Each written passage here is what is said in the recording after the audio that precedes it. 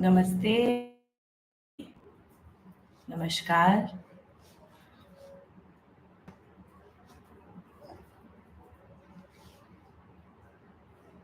आज मैं आप सबको बोलूँगी कि आप कुछ सवाल है तो पूछ सकते हैं। लाइव का यही रीज़न होता है कि आप मुझसे सवाल पूछ सकें। तो कुछ इंतज़ार करते हैं और लोगों के जॉइन करने का भी। एंड अगर आपके पास कोई क्वेश्चंस हैं। Good morning Shivani, good morning. हमारी क्लासेस भी ऐसी ही होती हैं। It's just the same format. The format is the same that I come live, we have a Zoom link, and then you can, I talk, I explain the subjects, I teach techniques, and then you can ask me questions. Good morning. Good morning, Varuni. Very well, thank you. Thank you. I'm doing very well, thank you. Everyone as well. So, how do you guys start your day? I want to know. Simran, what is the dincharya like usually? For those who are not working, how do you, when you wake up, what's the first thing that you do? Think, what do you eat? You know what I've realized in these many years, that how we end and how we start our day pretty much will define our life. Really, it really comes down to like these core habits that we've formed, around our daily routine. It's crazy how impactful a daily routine, and not even the whole day, not even the whole day, just how you start and how you end it. That is enough to tell you about the rest of your life. Because if you start your day with, let's say, a coffee, like you wake up first thing in the morning and you're putting coffee in your system, it will have an impact on your skin, it'll have an impact on your organs. It's going to create a certain kind of energy that needs to be consumed then, right? No, I mean, it's not bad. I will not say that coffee is bad first thing in the morning. I don't know. It depends. If you have an acidity problem and all that is okay. Let's say you're having for a coffee first thing in the morning, right? But then that coffee will urge you to get up and get active. If you don't do that, it's going to create anxiety, stress, all this. So all coffee drinkers, they should at least get to coffee, right? That's the purpose of caffeine. But let's say I make a little change. Before I have my coffee, I have a detox drink. Nobody is stopping you from having your coffee. So let's say if you have your coffee, before that you have a detox drink. And what is my detox drink? What do I drink? Pretty much my teeth also show my detox drink colors because I drink it after I brush my teeth.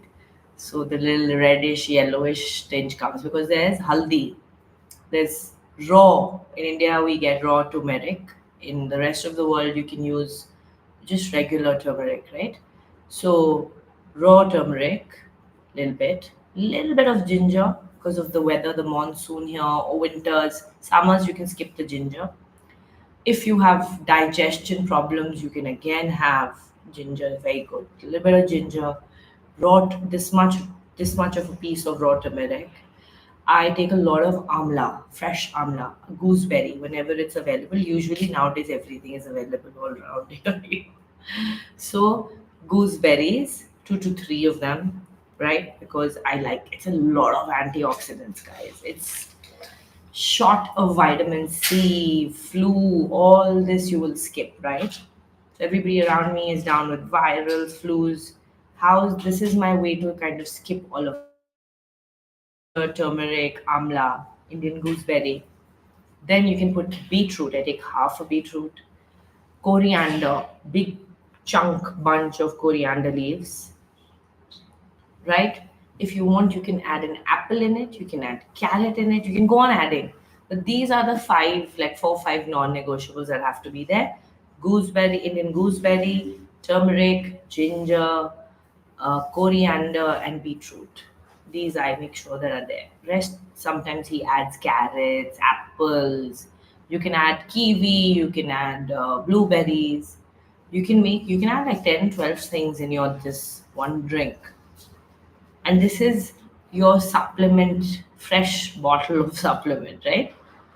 So make sure you have this before you consume all your chai, coffee. Like I'll wait till 10. I also have a little bit of tea, guys, to be honest. Sometimes around the year I slowly stop it. Sometimes around the year I have it. I'm not very rigid. So if I'm drinking a cup of tea, before I have my cup of tea, I will have a big glass of this juice. So 10 o'clock I'll have my breakfast. Right before that, I've had two, three things. I've also had a little bit of ghee or oil because I'm moving in my to my 40s now. So my skin type is changing. Earlier when I was younger, it was very like oily. But body type has your prakriti changes in Ayurveda, by the way, right? In different parts of your life, you can be a different type. So now I'm becoming more of vata, like dryness in the skin. All this can show up in your bones, right? So I make sure I have a little spoon of ghee or coconut oil. You can have sesame oil, whatever oil you want. But have some oil if you feel like dryness in the bones in the body.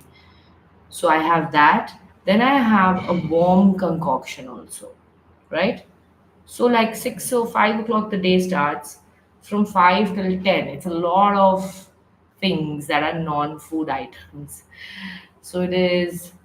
I have a herbal tea every day in the morning, a big cup like 400 ml or at least 300 ml of this hot boiled cup of. It's called fenugreek, caraway, carom, and one more thing he puts in it. One more thing, right? But these four things are there: fennel, fenugreek, caraway, carom, and flaxseed. A little bit of flax seeds he also puts in this tea. It's a little thick because of the flax, but you can skip the flax if you don't like that flavor, right? So these things go. He boils it to a 3/4. So if I put a glass of water, then it'll reduce to a 3/4 or half sometimes, and then I drink that. I have my trifla. So you have your oil, then you have your trifla, then you have this, then you have your juice, and then you arrive at eating food, whatever your tea. So your body is gone through a round of herbs, it's gone through a round of detox things, invigorating, rejuvenating, all that is put through the first few hours of your gut, right? So your gut is receiving all this amazing stuff first. It processes it. And at least 1 hour later, after my detox juice, will I arrive at tea. This I do 6 days in a week. I'll be very honest. Monday to Saturday. Today is my last day. My Sunday is my anarchy. I call it the total mayhem. I have to change it. I think I'm really getting out of control. Sunday, I go mad. I will wake up and have cold coffee. I will have it's my child trying to sneak out. So I will have cold coffee in the morning. I mean, I don't know. I go by whatever I want. I will start eating. Sometimes I start eating the cheat meals or my bad foods. Saturday evening it starts. When my husband's here, it starts Saturday evening. It goes on till Sunday evening. No, no stopping me. If I want to eat pizza, I'll eat pizza. If I want to eat um bread, cheese, and achar, I have my own combinations. I'm sure you all do. Bhujia. My favorite is bread, cheese, bhujia, achar, mirchi, katava mirchi, nimbu. I don't know what all I put. And then I make my little this Indian cheese sandwich. This is the kind and I binge all day. I'm like, I don't stop myself. If my staff is eating chow mein, I mean, they also binge on Sundays, as everybody's crazy eating out day. So I'll start Saturday evening, and Sunday evening I stop because Monday morning again I have to wake up early, do my sadhana, do my yoga, all that starts, right?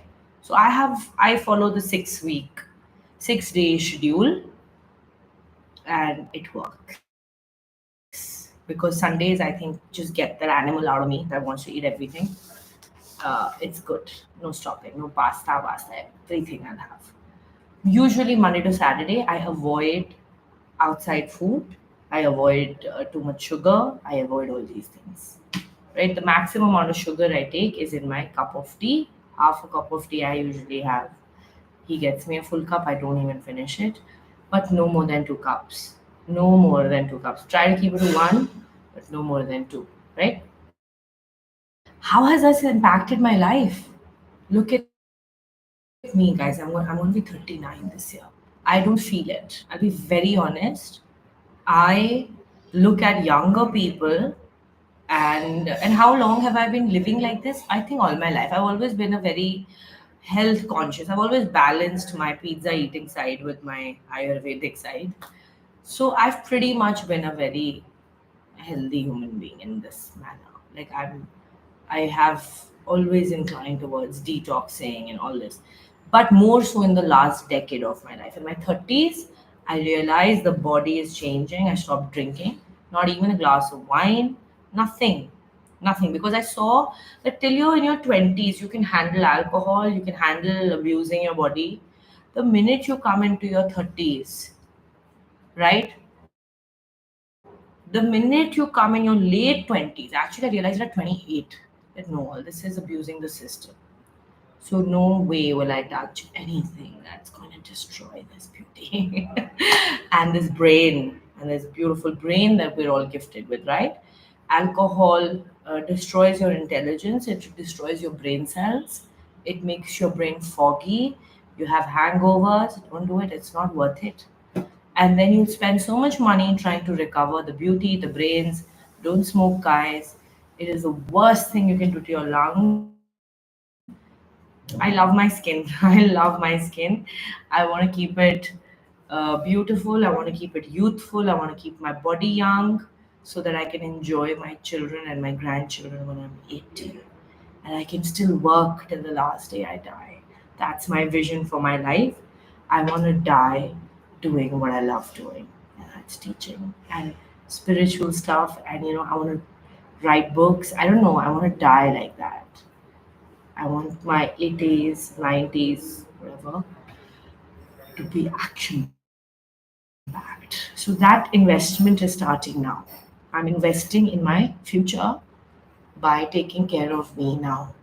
So whether you're looking at love relationships, whether you're looking at jobs, this is basic. This is beyond whatever you're doing with your life. Don't ruin your health for anybody. No man is worth it. No woman is worth it. Crying and destroying yourself. A lot of times heartbreak does that. You end up consuming things to get over your pain. And what is anybody getting out of it? Tell me. What does anybody get out of self abuse because of a heartache? Nothing. A lot of people abuse their bodies just to fit into that cool crowd at work. You were never a smoker, now everybody is going out for smoking. And I'm telling you, I know this. And it is addictive. It is because if somebody lights a cigarette, you go and you light a cigarette. I've lit cigarettes. I mean, very honest. When you're really young, all this is what you want to do. I wanted to go and smoke a Marlboro because that was cool. Because the real men smoke Marlboros. So I don't know. It was suddenly you see all these fashion icons have a cigarette in their hand, and that's somehow a sign of liberation, freedom.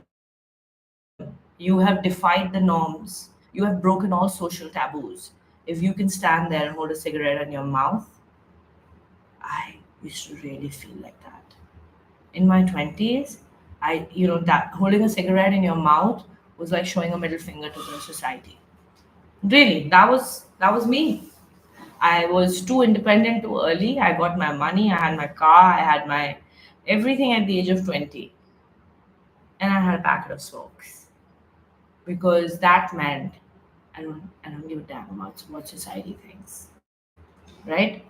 I don't know. I think subconsciously that's a very westernized. I don't know if it is or if it's not, but it was a thing for me, right? Till my father once, confronted me. My mother confronted me, and she lost it, right? She lost it completely. She was like, "We have not raised this kind of a girl," and blah blah blah. You know how mothers go. But my father called me, and my father's advice was phenomenal. He said, "Don't worry about your mother. She's crazy. Like, ignore her. Let her yell. But listen, you're carrying a pack in your bag." I said, "It's my friends." He's like, "Don't lie to me. It's not your friends. It's yours. You have a lighter also. These stories don't work, baby." But let me tell you something. If you start carrying a pack, A, all your friends will ask you for cigarettes. So you will end up paying for other people's smokes. Second, you're going to get addicted. You're going to ruin your skin. All this happens when women smoke, people smoke. So I advise you never carry a pack. Go borrow a cigarette from somebody if you're going to a party because eventually you just want to smoke it at a party, right? You don't want to smoke it all day.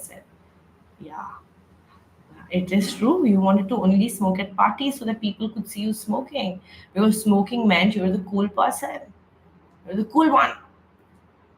It is. It just starts off like that. Wanting to be cool, wanting to be a rebel, wanting to be like this badass, right? It's a sign of freedom. And it actually started off with a friend who was like, "Come on, you need to try smoking." "But you don't smoke?" And I was like, "No, I'm a good girl. I don't do all these things."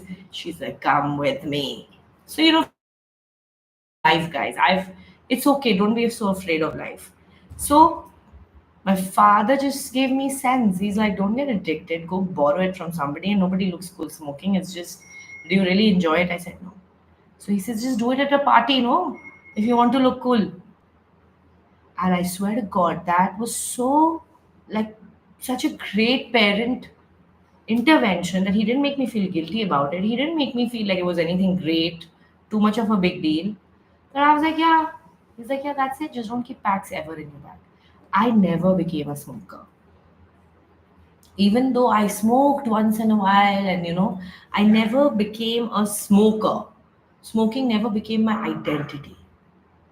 If at a party I wanted to smoke a cigarette, I'd take it from a guy friend, take it from somebody, and it would be okay, right? But all this, what it does to you, it messes with your hormones because a lot of people smoke. And it was easy for me to leave all these things very earlier in my life also. I could always leave because I was never addicted. It was just a social influence. So you quit smoking, you quit drinking, you quit non vegetarian food. Why? Because whenever I would sit down to meditate, I would see the impact every time I would have a non veg meal. I would see what it does to my mind.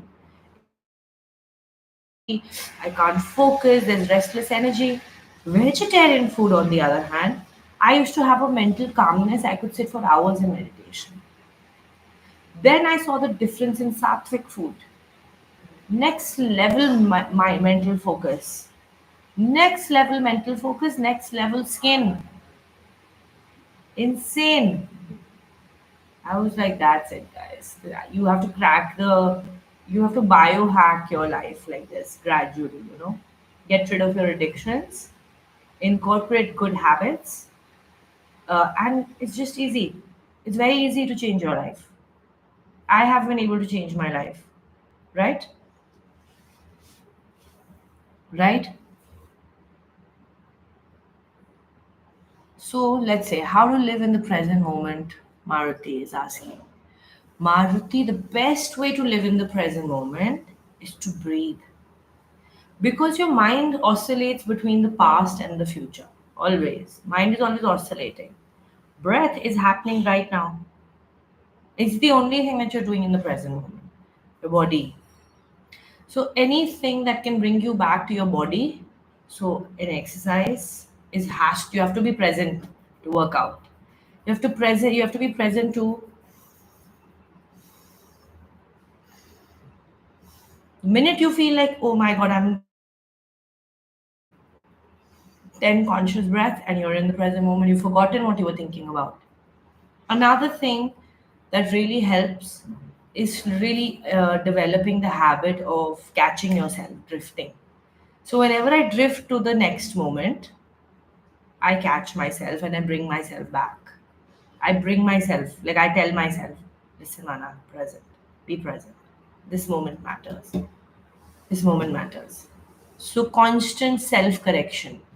These things have worked for me. Workouts, exercising, dance, doing something physical, taking action in the present moment about anything you want to do. Keeps you in the present moment. Breathing, conscious breathing, and self correction. You know it, you're slipping. Come back, talk to yourself. Harbad, vertigo, chakkar. Can you please advise?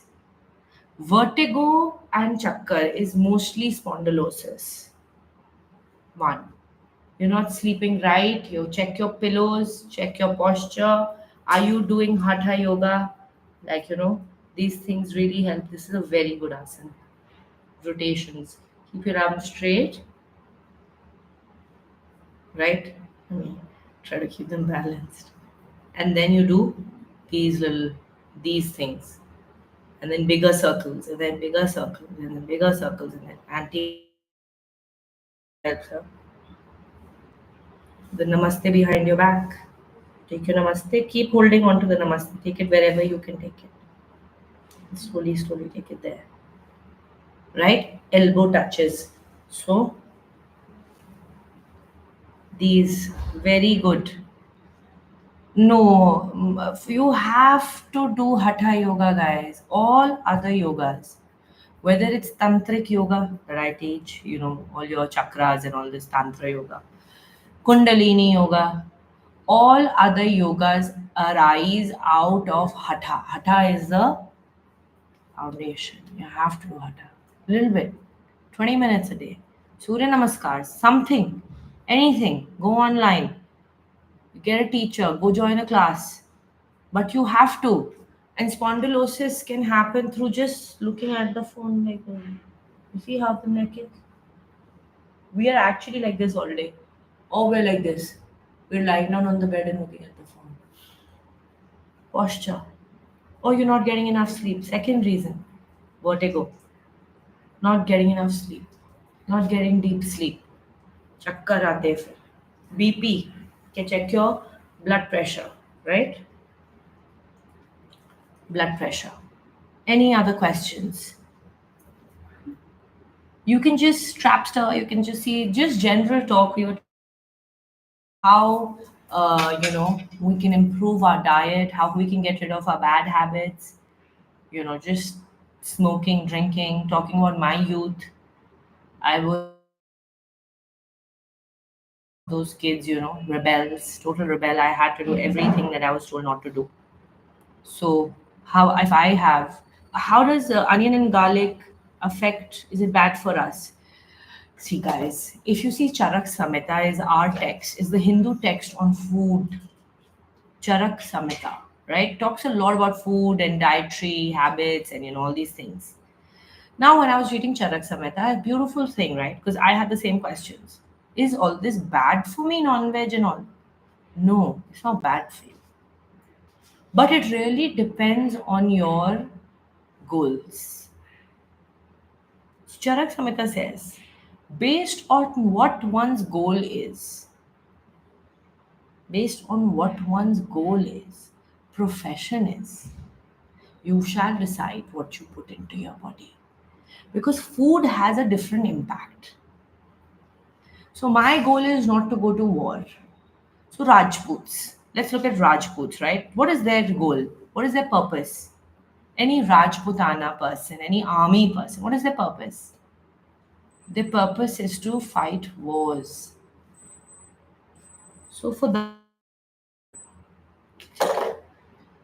that, what does one need? Aggression. energy, ability to sustain for longer days, right? You need aggression. So, a lot of Rajputs, a lot of non vegetarians really depend on meat, non veg. It gives you that fiery energy, maar dalenge, right?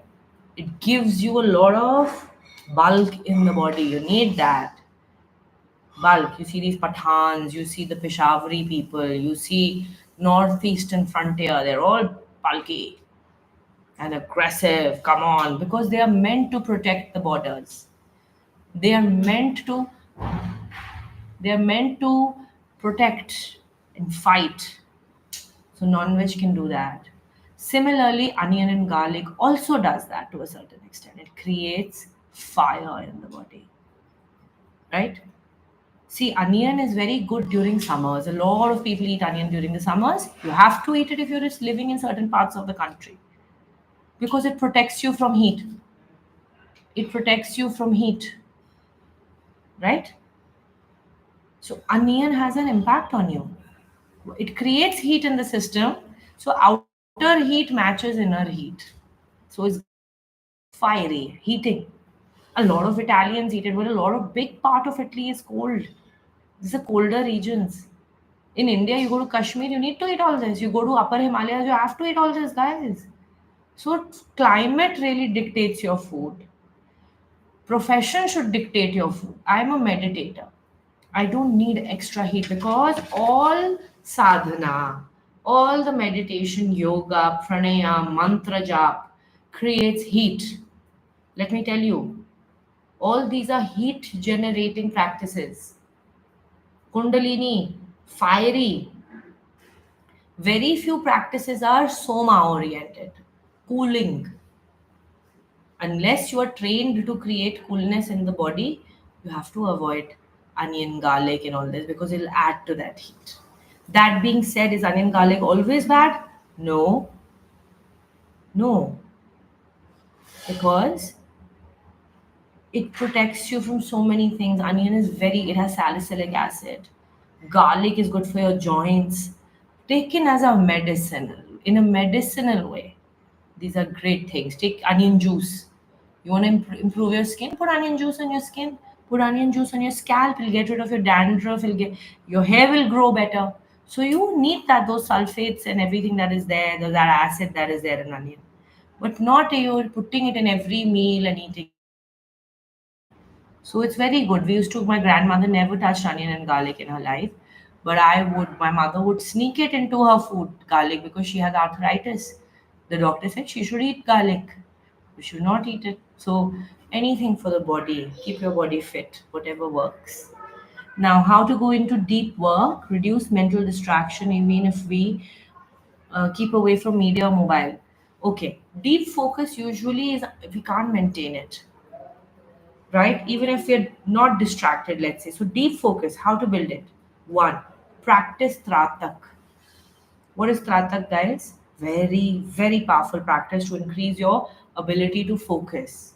So, you light a candle and you keep it at eye level. So that you keep it on something, sit in front of it so that it's at your eye level, right?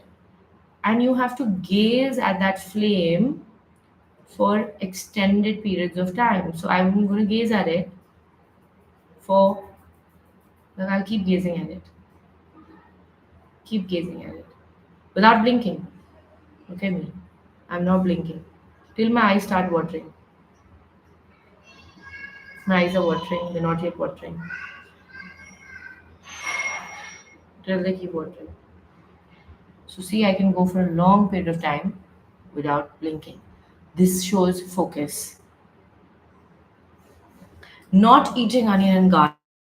This is deep focus. That's why meditators, that's why anybody who does mental work, intellectual work, should not eat onion and garlic.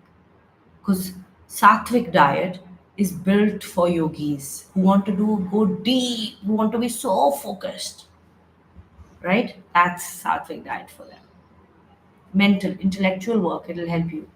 Brain fog will reduce that. Then another thing that one can do to increase the level of focus, Sri Yantra practice that I teach in Dhan Yoga too, right? Sri Yantra Sadhana. Oh my God, that will just change the quality of your mind doing that. Staring, gazing at the yantra, gazing at the yantra, gazing at the yantra, doing the mantra while gazing at the yantra. It changes your brain cells. It just, I don't know who made these practices. I don't know who designed them. They work. I practice them. It's just so simple.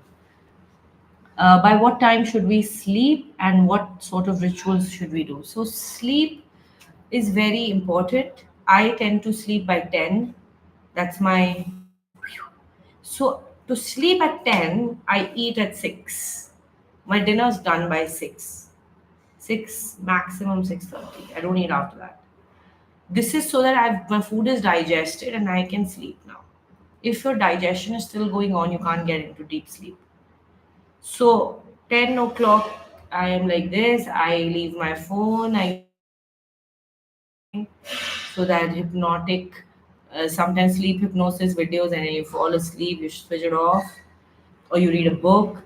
I dim the lights of my house. I know harsh lighting, a lamp or a candle only after 8 o'clock at least. So by 8 o'clock, all work is wrapped up, and then lamps and candles only. Take a shower, do my skincare rituals, whatever, acupressure, and by 10 I'm off. Automatically, I end up waking. I aim for 6 hours of sleep. That's enough for me. So I sleep at 10 and I wake up by 4:30,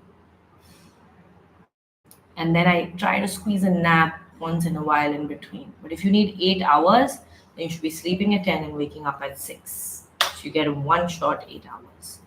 So these things, music, relaxing, taking a shower, some massages that I do, all those acupressure points, massaging oil on my feet, my face, my scalp, deep relaxation, you sleep. Brahma Muhurat, and I started up waking and discussed rituals to follow before sleep and after waking up. Yeah, so meditation, I can't teach you like this. Like, there's so many kinds of sadhanas, right? There is Chakra sadhana, there is Sri Yantra sadhana, there is Devi Upasana. It depends on what you're inclined towards, and you have to learn it properly. Specific sadhanas cannot just be taught like this or told like this. They have to be learned, because there's a method for everything, right? And there's a philosophy behind everything. There is an understanding. This can give you an insight. But if you're waking up at Brahma Muhurat and you don't have a sadhana, don't worry. You can just do the basic Anulom Vilom, guys. Take the Pranav Mudra. This is one of the mudras. You can just do it anywhere. You don't have to take a mudra, right? It helps to take a mudra. This is just how Pranav Mudra. This is what it's called. So you hold it like this, and then you do this.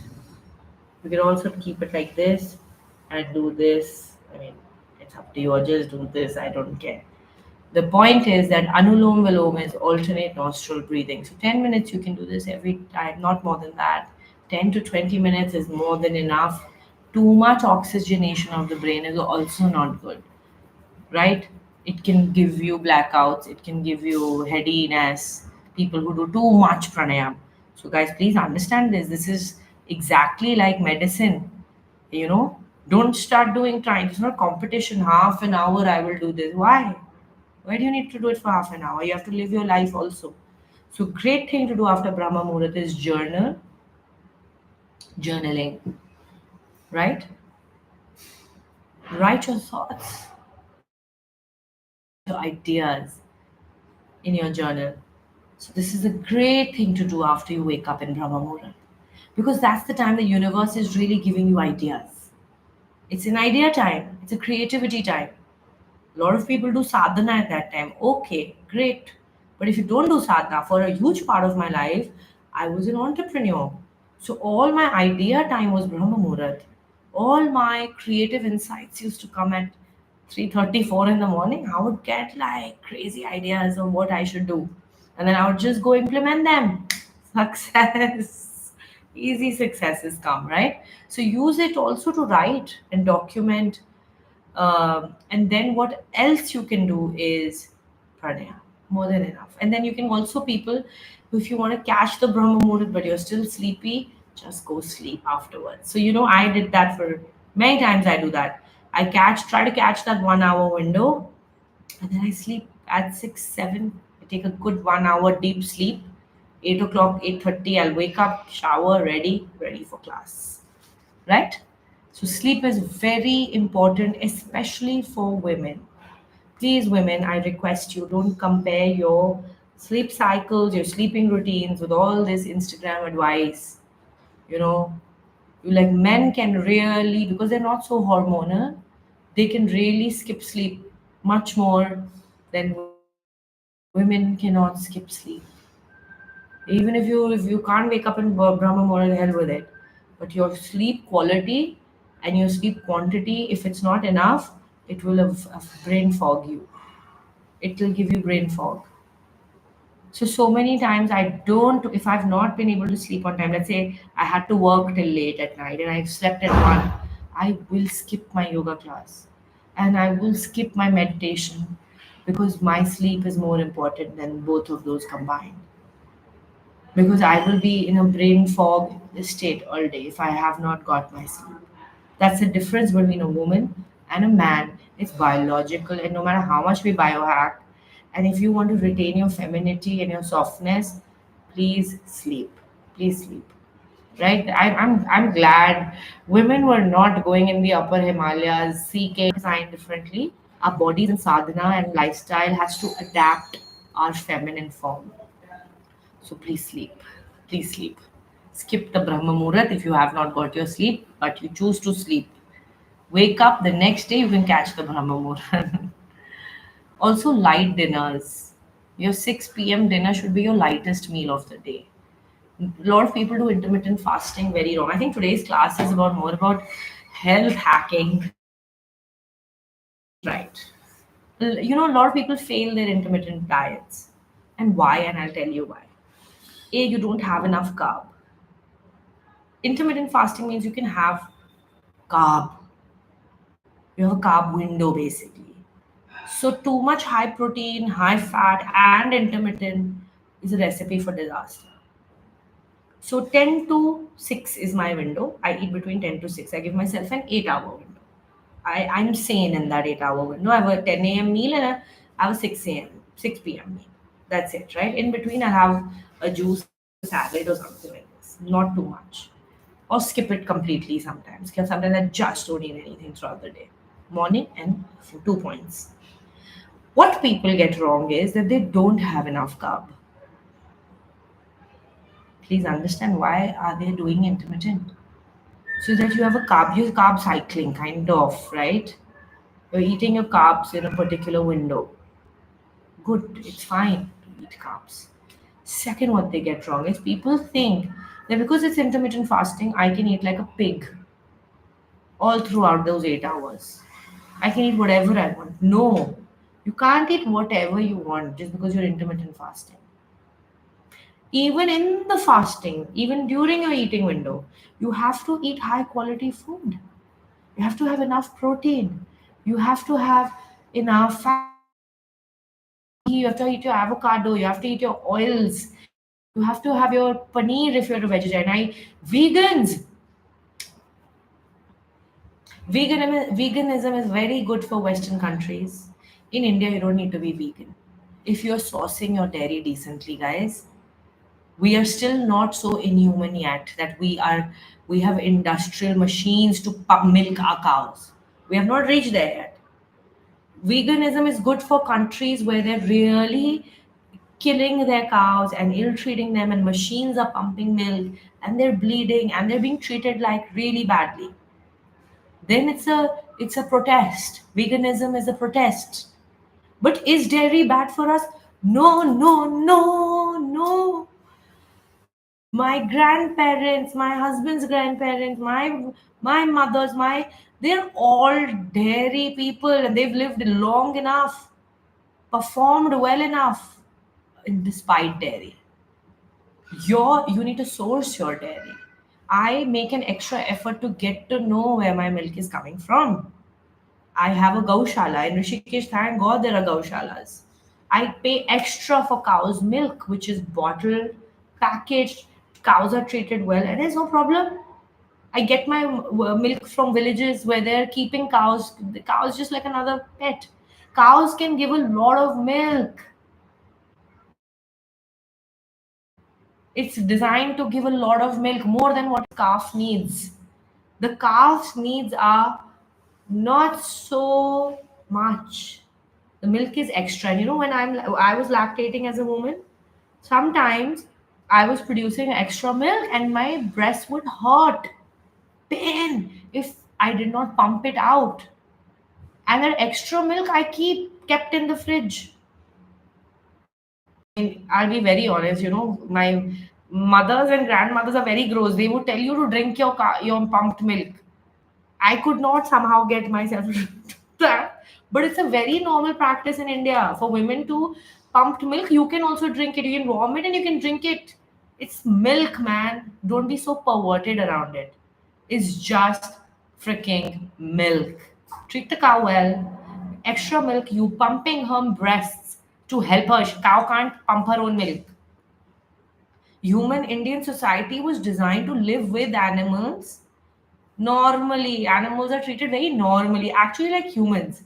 We have a monkey because we live in a jungle. My family's actually pet a monkey. The monkey can slap us and we can also slap the monkey back. Now, some PETA person will come and say, oh, animal ke saath bura kare. No, the monkey doesn't want to leave. It wants to stay with us. It doesn't want to go. It's somebody's kid, abandoned maybe. And the monkey also slaps us and he from us because it's not, there is just a normal relationship with animals. Normal. Not like I have to make my dog wear a dress to show my love to my dog.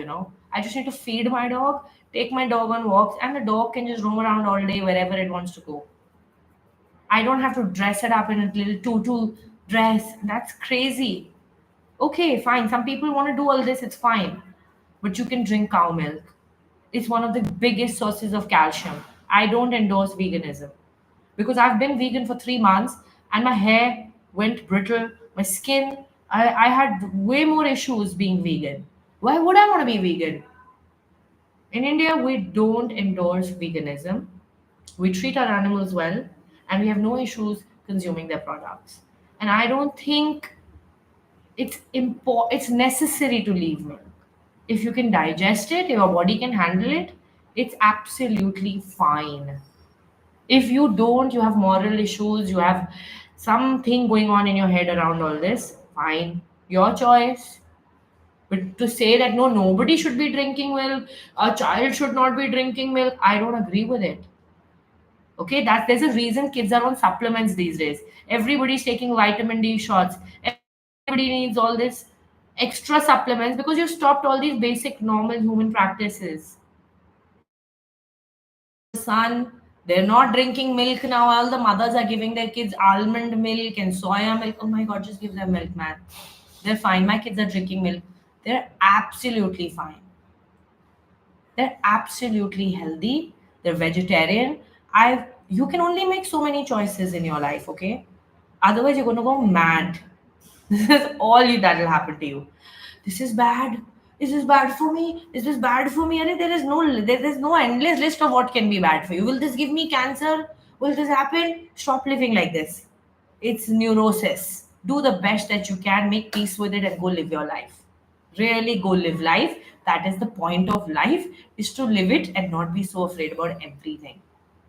Okay, avoid wearing plastics, don't wear polyesters, don't wear rayon, don't wear all these artificial fabrics, wear cottons, eat as much home cooked as you can eat, as you can afford, as much as healthy as you can be, as much sadhana as you can do, as much as it's possible for you right now. How much is the right amount of sadhana, right way to eat, right way to live? There's nothing like that exists. Okay. Nothing like that exists. You'll be surprised. I know people who also have their whiskey and who also do a lot of other things, have probably outlived many people who did nothing in their life. They're sweet vegetarians and they're actually probably enjoying their life a little more. Do what is okay with you. Eating non veg is not okay with me, I don't touch it. But I love my body, I love my bones. If I need to drink milk, I drink it. If I need to eat dahi, curd, yogurt, I drink it, eat it. If I need to eat, uh, what do you say, any other form of dairy that exists, cheese, I love cheese. I eat a lot of cheese, guys. I eat cheese, I eat paneer. I might have a little belly. I'm totally okay with my belly because I also want to live life. I'm not here to achieve some level of, I don't know, insane perfection and then die miserable. So, this is my 2 cents. Do your best and then laugh and enjoy life. Pleasure is very important for me. I love taking pleasure from my food. I love getting pleasure from my husband. I love getting pleasure from my kids' happiness. I love getting pleasure from the clothes I wear, the makeup I do, the nail paints, the bangles. I am living life. And I also do my sadhana. I mean, it's a balance. And you've got to find your own balance. No guru, no human being other than you, your parents, the doctors, nobody. Nobody. Even that doctor that is sitting there and lighting all this is also probably doing a lot of sadhana. Okay? So, all this advice is very good for everybody to give others. Your life, your lifestyle is your creation. You can slowly improve it as you get more knowledge, but don't carry that burden that you're, oh, I'm not able to do this. Nah, it's okay. Sleep. You're feeling sleepy, sleep.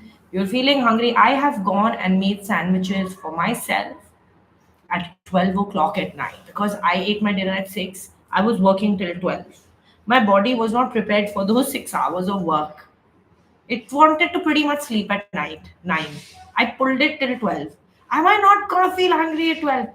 Of course, I'm gonna feel hungry. I'm a human being. Nirvana will not make you some other thing right now. This is not your path. Your path is you are with me in this grahast ashram. If you were in a monastery, different life. You're not sitting on Google and making, I don't know, Canva and making designing templates. I was doing it till 12, and then I was like, oh, I need a sandwich. My cook is gone. There's nobody. I go to the kitchen. I don't have time because I'm also sleepy, but I'm also hungry. I take out 4 slices of bread because two wouldn't do it that time. I was so hungry. I was like, hell with it. And I also was on my period. Can I follow my dincharya 7 days a week? No way. A lot of people probably can. They're like, Mana, you should have had a protein bar. Hell with that. I don't want a protein bar. I'm on my period. I've been working till 12. I want a jalapeno cheese, multi-grain bread, even if there's no sourdough, I don't care. Sandwich. That's all I want right now. And I'm going to put my pickle in there. And I ate two of those. I woke up in the morning. There was no bloating. My body was like, I love you. Thank you. So there are those days too. How many people are telling you about their those days on internet? I don't know. Everybody's out there projecting this stupid, artificial, fake perfection that does not exist on a day-to-day level.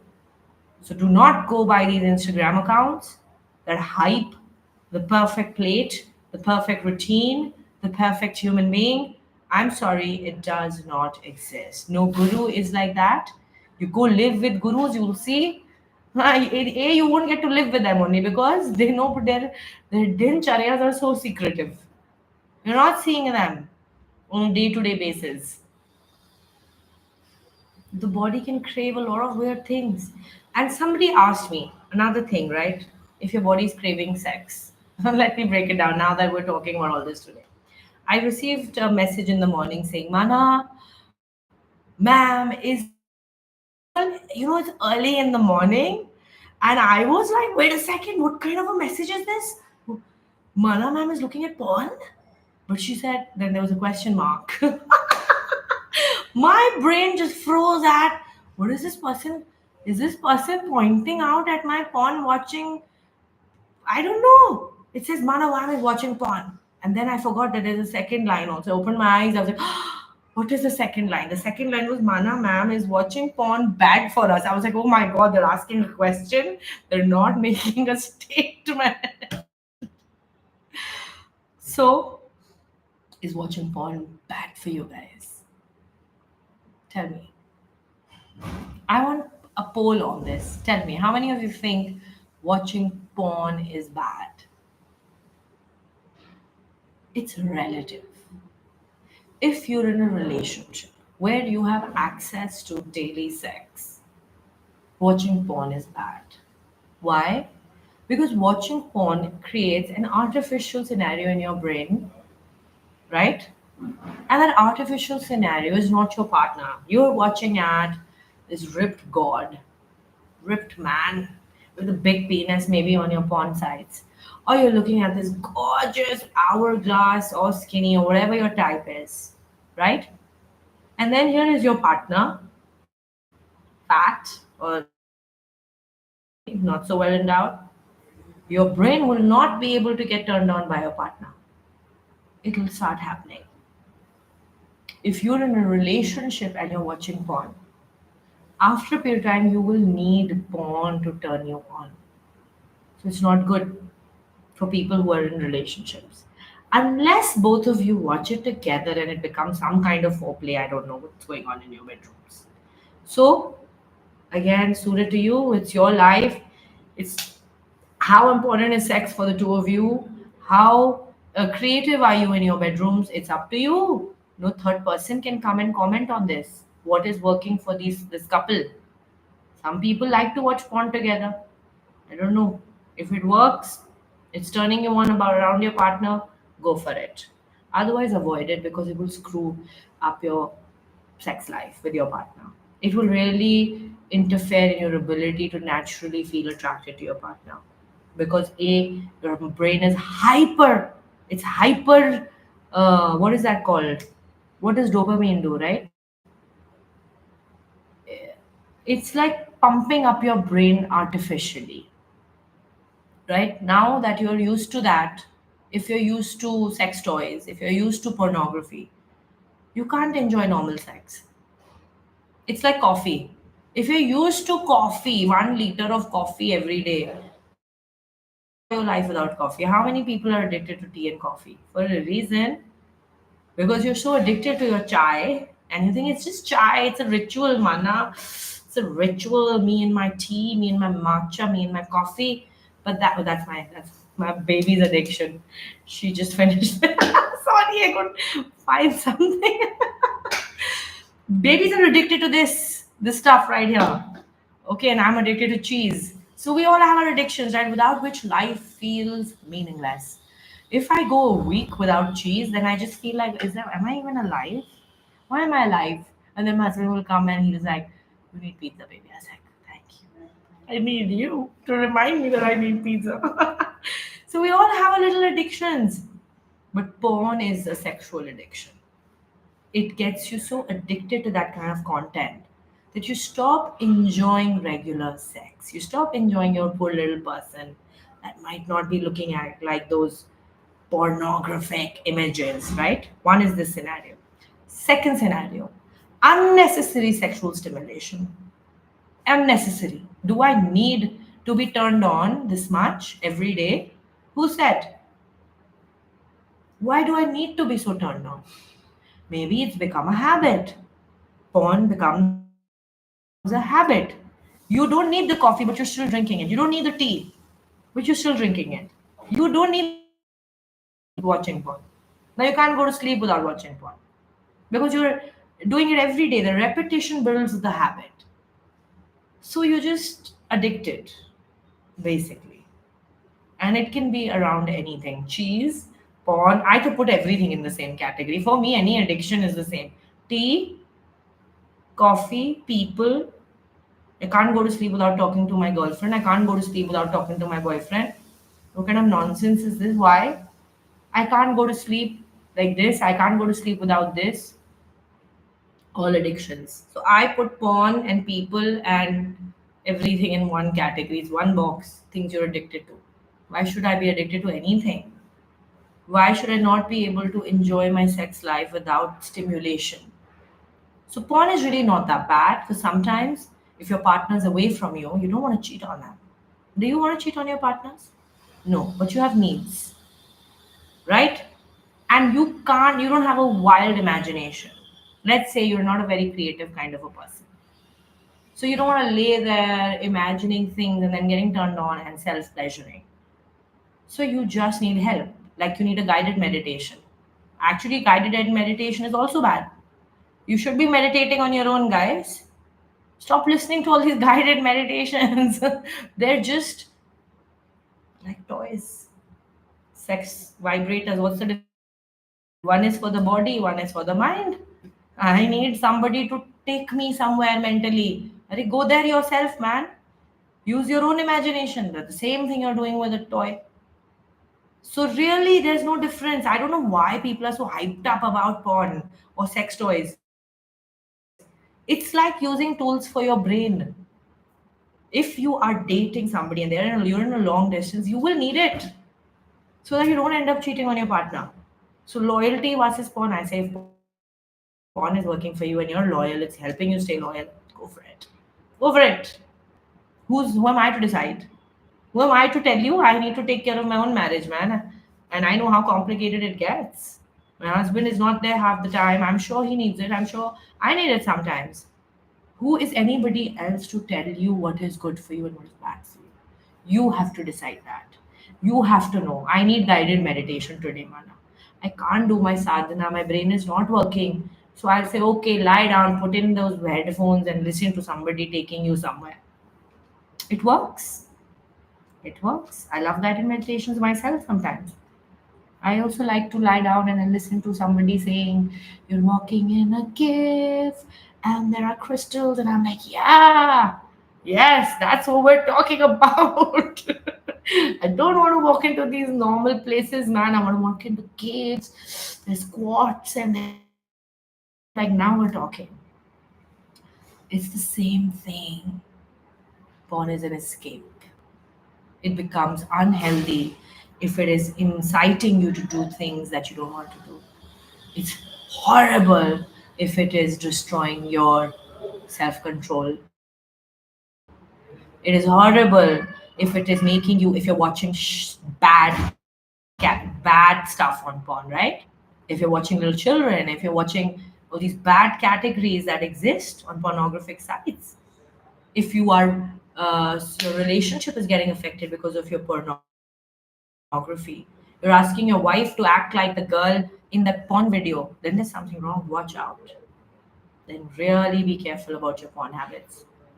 Keep a check on it. It's like AI and it's like everything else. Keep a check on yourself, guys. Be self aware. Is my porn really messing up with my head? You should know. If it's not, and it's saving your marriage and it's saving you and it's keeping you sane because you masturbated and now you feel normal, it's fine. Masturbation is perfectly okay. For adults, for young teenagers, I don't know, not so much because it's going to distract them. They should probably be playing sport. If your child is not playing sport, it's going to masturbate. There's too much hormone stuff happening, guys. Put your teenagers into boot camps, I'm telling you. That's how much they need it. Put your teenagers into heavy athletics. Don't just tell them to sit and study. You know what they'll be doing? With the book open, there'll be something else going on. So, teenage boys, especially girls too, go play sport. And also adults. If you're too horny all the time that you can't, while you're meditating, you're thinking of having sex with Kali, I am telling you this stuff is normal. I read about all this. People message all this. I have friends who are into all sadhana, and these things are very common. Why is that coming? Why do you feel like having sex with Kali? Tell me. Why is Kali suddenly sexy? Because you are not getting enough sex in your life. Simple, that it's coming in your sadhana. In your sadhana, you want to have sex with Kali. Arey, you don't get a sex partner, yeah, have sex, don't have sex with Kali. The sadhana also it will creep in. If you don't take care of your sexual needs, it'll start coming up in your meditations, right? A place where you're going for something else, you'll have these kind of feelings and thoughts. So it's better to have that with your partner or find a partner, get married, whatever your way out is. But take care of your sexual needs. They're very, very important. Very important. A person that is not taking care of themselves sexually is a thwarted life. Like, unless and until they have dropped for you. In sadhana, our sexual needs just suddenly drop. You don't feel the need, Mala. They've dropped. You've gone above. You've transcended your sexual desire. Lucky you. Lucky you. I think people who don't feel the need for sex are probably very lucky. When you know a decision of leaving a job is best for you, it will open immense potential to exponentially grow your career, but you are scared of to have that talk with the management, how to self talk. Amrita, prepare yourself. Mirror exercise. Really prep yourself for that conversation. Give love to this company mentally. Thank you for having me. Thank you for, but, and I am sure that the next person that comes, this is what how I leave people and how I leave places. How I've always left, whether it was a human being, whether it was a relationship, whether it was a company, whether it was my work, my home. I always say this, that may a better person come and occupy my space. May this person get a better woman. And I say this for all my exes. Anytime I've left a person, I've always prayed for that. That may my ex find someone 10 times better than me. Someone who really deserves it. Because I realize I don't. Or I can't be with this person. So I would pray genuinely that may they find someone 10 times more beautiful, 10 times more loving, 10 times more intelligent, loyal, long term. I leave place like that. If I leave a house that I've lived in, I leave it better than I found it, and I pray for that house. And may somebody even better occupy this space. May you find a better tenant. And that makes it very easy to leave. That's my way of leaving. Always say a prayer before you leave for people. And it makes leaving easy because leaving is sometimes very hard. Everybody thinks leaving is easy. Leaving is so hard. Leaving people is hard. Leaving jobs is hard. Leaving houses is hard. It's very hard. You're also attached. We're human, man. We're human. You are going to get attached. So leaving is not easy. So give it a nice ceremony. Right? Buy some gifts for people. Buy a gift for your manager. Take it to their room. Give them a hug if that is a thing. If you can't give hugs in your offices, then namaste. But blessings. Thank you for this. Thank you note. This helps leaving. And if they're like, you loser, you loser, you doubted, because I had an ex saying that to me. You think you're gonna give me all this? Thank God. I don't dare never throw it on your face. Get out of here. Then you run for your freedom. Because it showed you why you were not a fit for this place anyway. Then you're like, thank God I made the right decision. Run. Okay, guys, the next live is about to start. Today was such a general discussion, but this is what I love about lives, that we can have these. You can get this is me in my classes, guys. This is me in all my courses, but you just got a taste of what it is like to learn with Mana. So thank you, everybody. Kamyani is about to start on Monday. It's worth it. It's worth it, and so is Vardhan. There's so much knowledge, so much that gets solved here, which is not otherwise we're not able to solve on our own, right? So take a chance. See you on Monday. See you.